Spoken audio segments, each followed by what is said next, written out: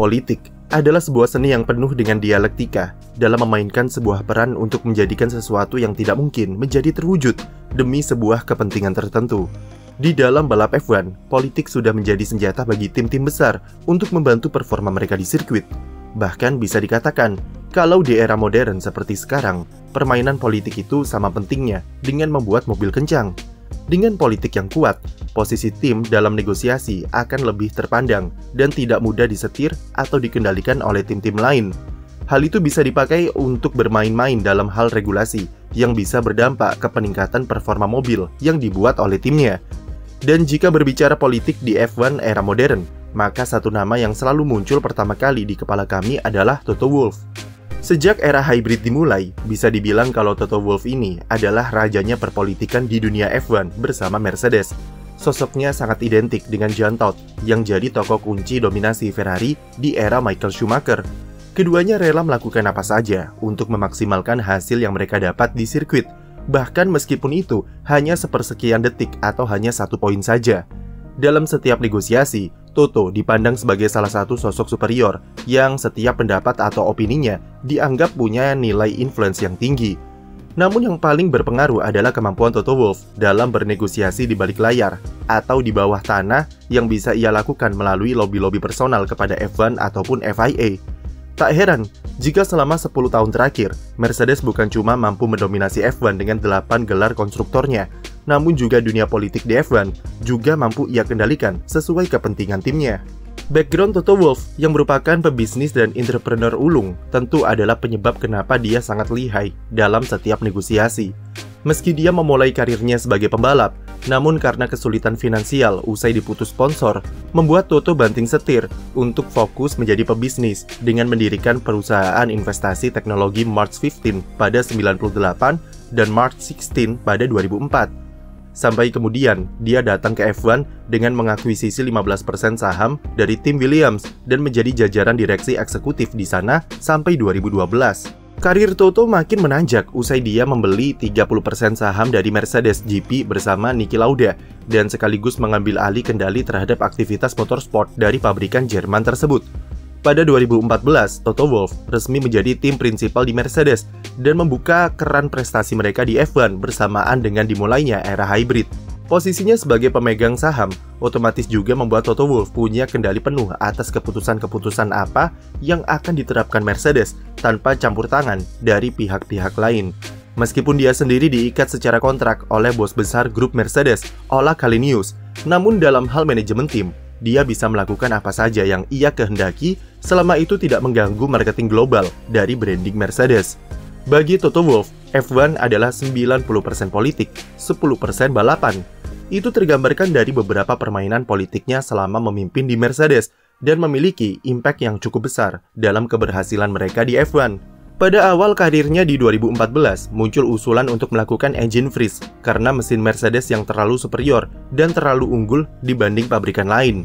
Toto Wolff memanfaatkan suara dari tim customer mesin Mercedes seperti Williams, Force India, dan Lotus untuk menolak usulan mengenai engine freeze tersebut.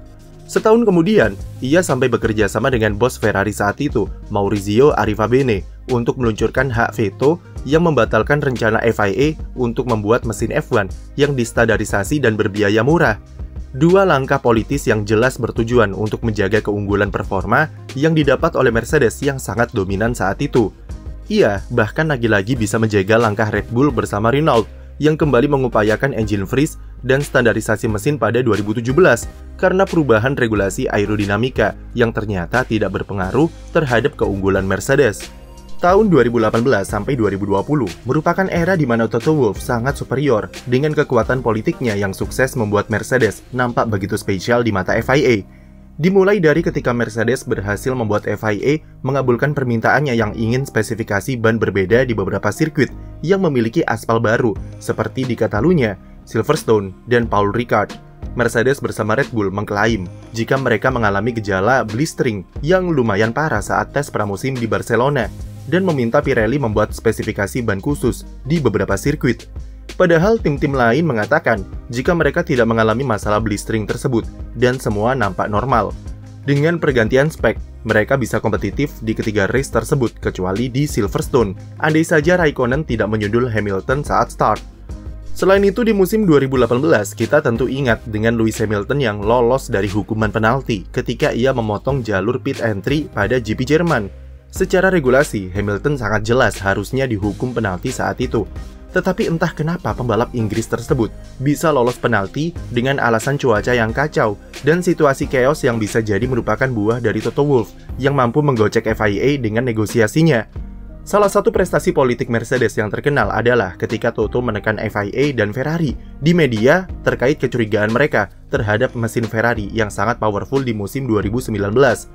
Kemenangan Charles Leclerc yang dominan di GP Belgia, tetapi sangat tipis dan ketat di Monza, memancing kecurigaan Mercedes terhadap mesin Ferrari karena rasio akselerasi dan top speed yang diraih tidak masuk akal dan diduga bermain dengan sistem aliran bahan bakar.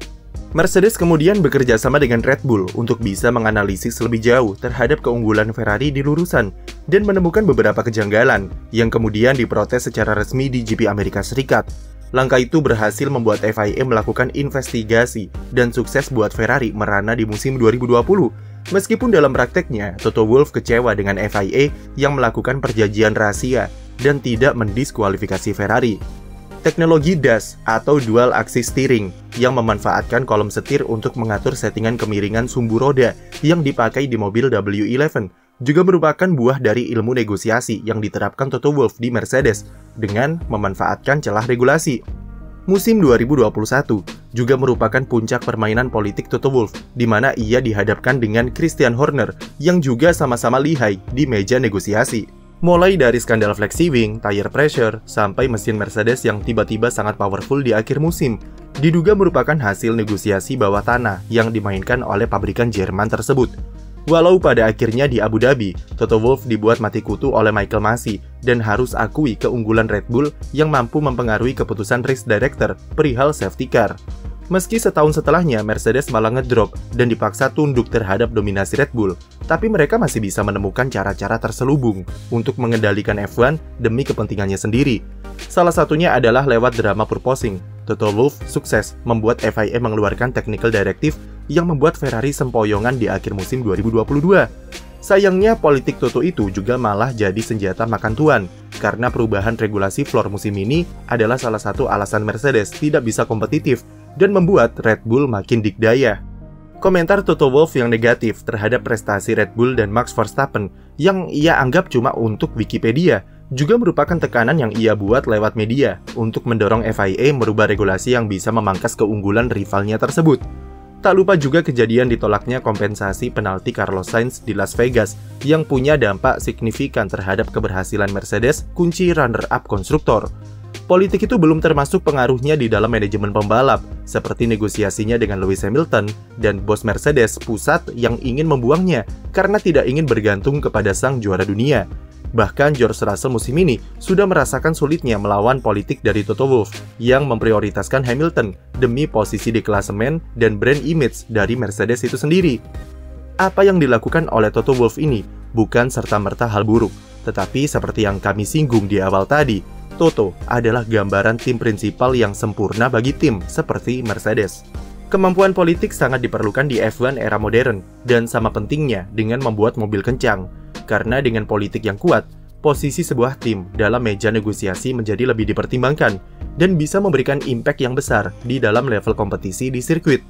Oleh karena itu, dengan pengaruh besar yang dibuat Toto Wolff, maka dia sangat pantas diberikan sebagai raja di dunia perpolitikan di F1 yang rela melakukan apa saja meskipun kotor demi kepentingan timnya sendiri. Mirip seperti apa yang dilakukan oleh Ferrari di era Michael Schumacher dulu, tetapi dengan cara yang lebih frontal dan lebih nekat. Dan sudah bukan rahasia lagi, kalau di balik sebuah tim yang juara, maka selalu ada power yang kuat di belakangnya. Sekian video dari kami, jangan lupa beri like dan subscribe untuk konten F1 lainnya.